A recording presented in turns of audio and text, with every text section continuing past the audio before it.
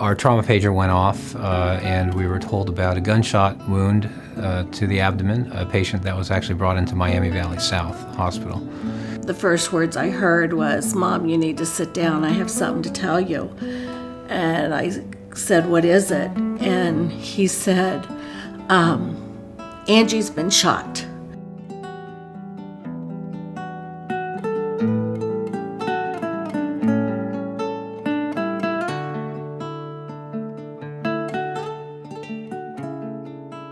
The bullet actually severed her aorta. Yeah, and exploded it, so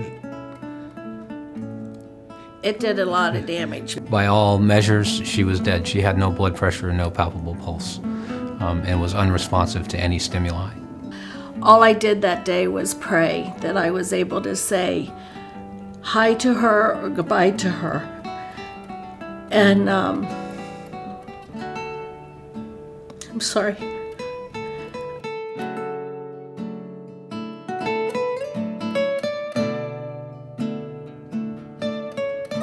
Whenever we're en route with a patient, such as Angela, we call the emergency room and we let them know that we are bringing a patient, and we let them know what we have done, what they have done prior to our arrival with them, and what her status is, if she's changed any. She had lost vital signs essentially en route at the end of her transport to us, or in the process of rolling into the emergency department. they went straight to her room. They didn't go to a operating room. They did surgery right in her room where she was at. It was pretty amazing, pretty forward, I guess, but it was what they needed to do to see what they needed to operate on now. Her condition was so severe, she was in what we would call extremis. We could not obtain a blood pressure on her, and shortly after her arrival could no longer feel any pulses.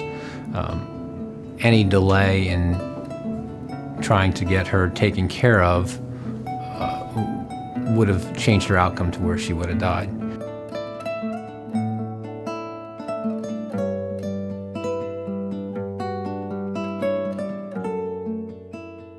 I remember at one point Dr. Beanie came out and asked to talk to Dad. I was very concerned that she may not even make it for another hour despite a technically successful operation. I needed to talk to the family, and I actually asked that because there were apparently several interested parties that were in the waiting room, I asked that whoever the one designated surrogate decision maker was for this patient, that they would actually bring that person back outside the operating room, and I would meet and speak with them there. Before he come out and saw me, he had to take a shower. He physically had to take a shower and change clothes before he talked to me. And I said, well, I knew something was going on because you changed everything but your shoes.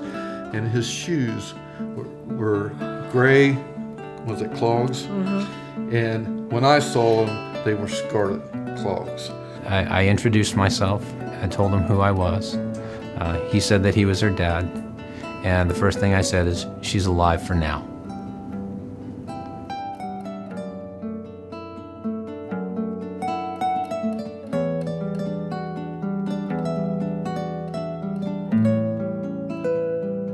The first 3 days that we were here, there was no encouraging words, not much at all. The first week was so crazy. The first month was, I mean, this was our home.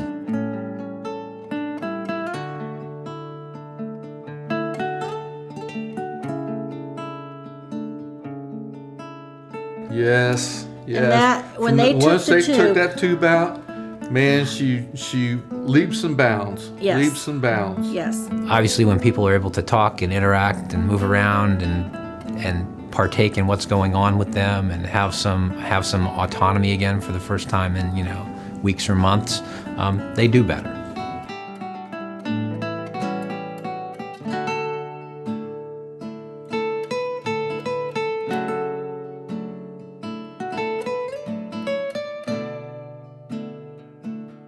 she's beaten the odds, and She's and the only Dr. one. Beanie will be the one to tell you that she's an amazing woman.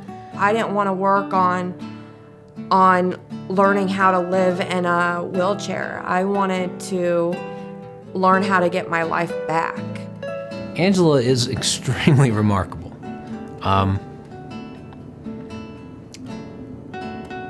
She has an inner strength, something I can't measure on with a monitor or with a lab test or anything else, that I honestly believe is responsible for her being here today. More responsible for her being here today than anything that I did.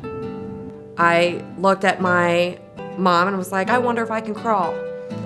I wonder if I can crawl. Because if I can crawl, then I can walk one day.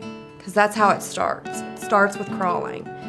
And that was in my head. And that's what I had to tell myself. And so I got down on the ground and I tried crawling, and I was able to do not very much. I wasn't able to do very much at all, but I was able to get up in that position. I was able to kind of crawl across the ground a little bit. And now I can do a lot more of that than I was able to do then. I'm able to hold the position. I'm able to take longer strides and things like that. And I think that's just kind of how it happened.